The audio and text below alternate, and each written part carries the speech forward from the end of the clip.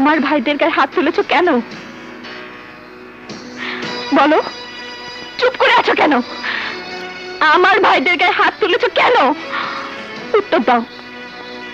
কি হলো? কি হলো? জবাব দিচ্ছ না কেন? আমি তোমাকে সুখী করতে পারবো না? বিয়ের পরে কি আমরা এই ঘরে বসবাস করতে পারবো না? আমাদের সংসার চালাতে পারবো না?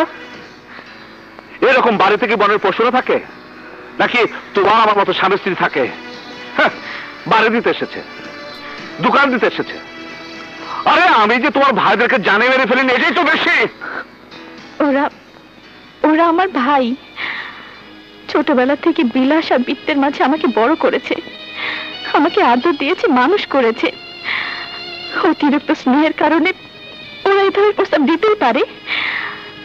তাই বলে তুমি ওদেরকে হাত তুলবে, তোমার বন্ধু বান্ধবের সামনে ওদেরকে অপমান করবে? বাবা মা ভাই বোনের স্নেহ তুমি কি বুঝবে? জীবনে কোনোদিন বাবার আদর পেয়েছো?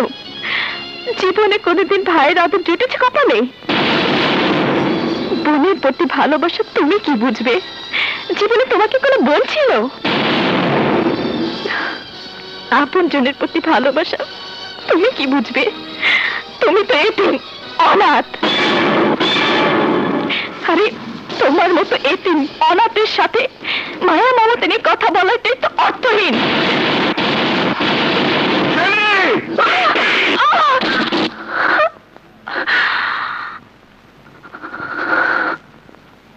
কাকে তুমি এতিম অনাথ বলছো?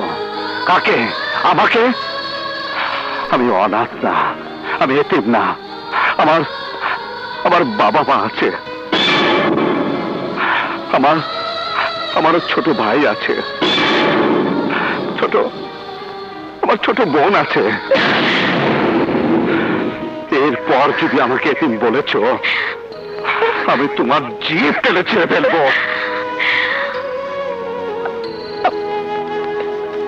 আমাকে তুমি ক্ষমা করে দিও, কিন্তু তুমি নিজেই জানিয়েছো, পুরো শহরকে জানিয়েছো তুমি এতিম, তুমি অনাথ। না জেনি না, আমি এতিম অনাথ না, কিন্তু এতিম অনাথের মতো জীবন যাপন করছি।